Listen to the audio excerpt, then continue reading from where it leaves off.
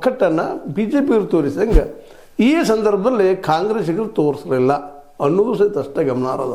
ಇಲ್ಲ ಯಾರ ರಾಜಕೀಯ ಏನು ಅಂತ ಹೇಳ್ತಾ ಇಲ್ಲ, ಬಟ್ ಕಾಂಗ್ರೆಸ್ನ ದೃಷ್ಟಿಯಿಂದ ಮಾತಾಡ್ತಾ ಇದ್ದೀನಿ.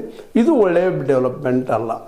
ಮತ್ತು ಇನ್ನಷ್ಟೇನು ಚರ್ಚೆ ಆಗ್ತಾ ಇದೆಯಪ್ಪ ಅಂದರೆ ಏನು ಘಟನೆ ನಡೀತಾ ಇದೆ, ಈ ಒಂದು ಏನು ಸೌದಿ ಮತ್ತು ಅವ್ರ ವರ್ಸಸ್ ಏನು ಇವತ್ತು ನಿಂಗಪ್ಪ ಏನು ಆರೋಪ ಮಾಡ್ತಾ ಇದ್ದಾರೆ, ಇದ್ರ ಒಂದು ಏನೋ ಘಟನೆಯಿಂದ ಈಗ ವಿಸ್ತರಣೆ ಆಗುವಂಥದ್ದು ಕ್ಯಾಬಿನೆಟು.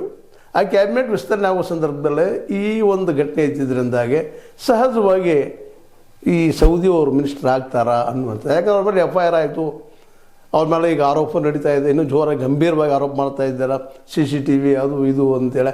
ಇವೆಲ್ಲ ಇರ್ಬೋದಿಲ್ಲ ಅಂತಲ್ಲ, ನೋಡ್ರಿ ಶಿಕ್ಷೆ ತಪ್ಪು ಮಾಡಿದಾಗ ಆಗ್ಬೇಕು. ಬಟ್ ಈ ಡೆವಲಪ್ಮೆಂಟ್ ಆಗಿದ್ದರಿಂದಾಗಿ ಸೌದಿ ಅವರು ಇವತ್ತು ಮಂತ್ರಿಗಿರಿ ತಪ್ಪಿ ಹೋಗ್ತದನ ಅನ್ನುವಂಥ ಮಾತು ಕೇಳಿ ಬರ್ತಾ ಇದೆ.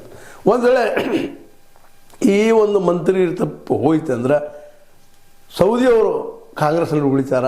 ಯಾಕಂತಂದ್ರೆ ಈಗಾಗಲೇ ಸೌದಿ ಮತ್ತು ನಮ್ಮ ಕತ್ತಿಯವ್ರ ಮಧ್ಯದಲ್ಲಿ ಘಳಶ ಕಂಠಶ, ಮತ್ತು ಕತ್ತಿಯವ್ರಿಗೆ ಈಗ ಬೆಳಗಾವಿ ಜಿಲ್ಲೆಯಲ್ಲಿ ಮಹತ್ವ ಕೊಡ್ತಾ ಇದ್ದಾರೆ, ಹೆಚ್ಚಿನ ಮಹತ್ವ ಕೊಡ್ತಾ ಇದ್ದಾರೆ, ಒಳ್ಳೆ ಪೋಸ್ಟ್ ಕೊಡುವಂಥದ್ದು.